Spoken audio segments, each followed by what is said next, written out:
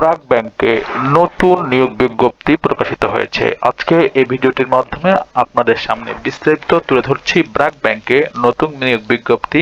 Manager পদে জনবল নিয়োগ দেওয়া হবে। সম্পূর্ণ ভিডিওটি দেখবেন, চাকরি প্রত্যাশী যারা রয়েছেন তাদের জন্য অত্যন্ত গুরুত্বপূর্ণ।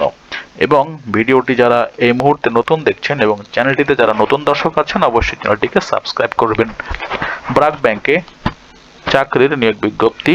ব্র্যাক ব্যাংক পিএলসি নিয়োগ বিজ্ঞপ্তি প্রকাশিত হয়েছে। স্বায়ত্তশাসিত বাণিজ্যিক ব্যাংকটি ডিজিটাল লোন আন্ডার রাইটিং বিভাগ ম্যানেজার, সিনিয়র ম্যানেজার পদে জনবল নিয়োগের জন্য এই বিজ্ঞপ্তি দিয়েছে।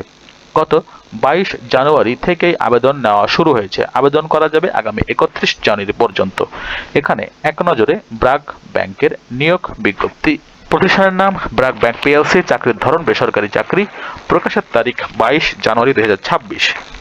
পদ সংখ্যা একটি, লোকবল নির্ধারিত নয়। দেখছেন, লোকবল নির্ধারিত নয়। চাকরির খবর Dhaka post jobs.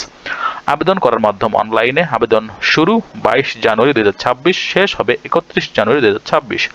Official website, আপনার অফিসিয়াল ওয়েবসাইটে গিয়েও কিন্তু এখান থেকে আপনারা আবেদন করতে পারবেন।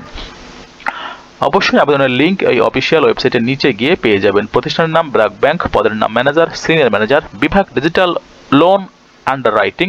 পদের সংখ্যা নির্ধারিত নয়।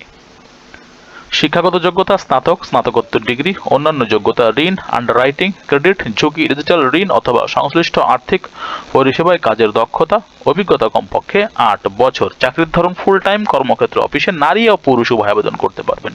বয়স সীমা উল্লেখ নেই। কর্মস্থল বাংলাদেশের যে কোনো জায়গায়, বেতন আলোচনা সাপেক্ষ।